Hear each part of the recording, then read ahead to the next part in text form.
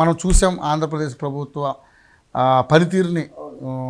అంటే కొంతమంది కాదులే కానీ మ్యాక్సిమం మేజర్ షేర్ ఎవరికి నచ్చలేదు.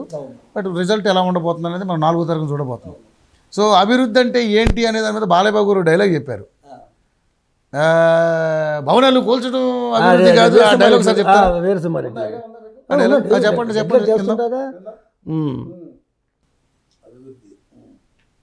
ఏది అభివృద్ధి మిస్టర్ హోమ్ మినిస్టర్? ప్రగతి సాధించటం అభివృద్ధి, ప్రజల్ని వేధించటం కాదు. జీతాలు ఇవ్వటం అభివృద్ధి, బిచ్చం వేయటం కాదు. నిర్మించడం అభివృద్ధి, కూల్చటం కాదు. పరిశ్రమలు తీసుకురావటం అభివృద్ధి, ఉన్న పరిశ్రమలు ముయ్యటం కాదు. అభివృద్ధి తెలుసుకో, అభివృద్ధి అంటే ఏంటో తెలుసుకో అని వీరసింహారెడ్డి. సూపర్ నిజంగా బాగుంటుంది డైలాగ్. నాకు బాగా నచ్చింది ఆ డైలాగ్. చాలా బాగా చెప్పారు. ఆ డైలాగ్స్ రాసింది మా తెనాలండి, మన సాయి బుర్రా గారు, మా తెనాలి వాస్తవ్యులు. కానీ ఈ రోజున మరి పవన్ కళ్యాణ్ గారిని కూడా ఓడించడానికి చాలా ప్రయత్నాలు జరిగినాయి పిఠాపురంలో. ఏంటి మీరు ఏం చెప్తారు దాని మీద? అది జరగదండి. ఎందుకంటే మీరు అన్నట్టు 2000 కాదు, మీరు అలా చెప్తుంటే నాకు పృథ్వీ గారు గుర్తొచ్చారు. జరగదండి అని అలాగే అంటాడు, కట్ చేస్తాడు ఆయన. కమిడియన్ పృథ్వీ గారు చాలా బాగా మాట్లాడతారు. ఆయన కూడా కానీ బాగా చెప్పారు మీరు నిజంగా. ఎందుకంటే అంటే పవన్ కళ్యాణ్ గారిని ఓడించాలన్న టార్గెట్ బాగా జరిగింది. బట్ చాలామంది జబర్దస్త్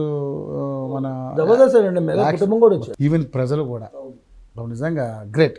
చూద్దాం మరి. అంటే నిజంగా ఒక మంచి పరిణామం ఆంధ్రప్రదేశ్లో జరగాలనుకో. ఈ సందర్భంగా జనసేన పవన్ కళ్యాణ్ గారి గురించి వచ్చిన డైలాగ్. ఎందుకంటే 2019లో పవన్ కళ్యాణ్ గారు ఓడారు, ఆయన 2 సార్లు చూశాడు, ఓడాడు అని చాలామంది అన్నారు. 3 పెళ్ళిళ్ళు అన్నారు, 3 పెళ్ళిళ్ళు అన్నారు. 96 చేసుకుంటారు. మనకు కావాల్సింది వ్యక్తిగతమా లేకపోతే రాజకీయాలు ఉండాలి, మంచి సేవ చేస్తాడా లేదా చూడాలి. అది పక్కన పెడదాం. 2019లో ఆయన చుట్టూ ఆయన పక్కన ఆయన ఫాలోవర్స్ చాలా మందికి ఓటు హక్కులేదు.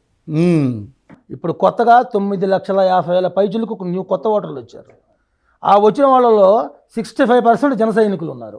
ఇది వాస్తవం. ఎవరు ఒప్పుకోపోయినా కొంతమంది తెలియదు, చాలా మంది తెలియదు. కొత్తగా వచ్చిన ఓటర్ లిస్టులో ఉన్న యువకుల్లో 65% జన సైనికులు ఉన్నారు. 2019లో వాళ్ళు ఉన్నారు, 19లో కూడా ఆయన సపోర్ట్ ఉన్నారు. బట్ ఓటు హక్కు లేదు వాళ్ళకి అప్పుడు. ఇప్పుడు వాళ్ళకి ఓటు హక్కు వచ్చింది. పిఠాపురం కాదు, ఆయన ఎక్కడి నుంచోనే గెలుస్తాడు. సూపర్. పోలేండి, ఈసారి ఒక మంచి పరిణామం చూడాలనుకుంటున్నాం. చూద్దాం ఈ కూటమి ద్వారా ఏం చెప్పాలనుకున్నాం, జనాలకి ఏం చెప్పాలనుకున్నా చెప్పారు. రిజల్ట్ ఉంది, అదే రావడం ఒకటే మ్యాక్సిమం కన్ఫర్మ్. వెయిట్ చేద్దాం 20 డేస్. జూన్ 5వ తారీఖు అందరం సంబరాలు చేసుకుందాం. మేబీ కుదిరితే నేను కూడా అప్పుడు వచ్చి మళ్ళీ మీ డిబేట్లో కూర్చుంటాను. తప్పకుండా రావాలి. మీరు ఇదే గెటప్ కాదు, అప్పుడు ఇంకా మంచి గెటప్, ఇంకా కేసరి కానీ, వీరసింహారెడ్డి కానీ, లేకపోతే అఖండ గడపలో వస్తా. లేకపోతే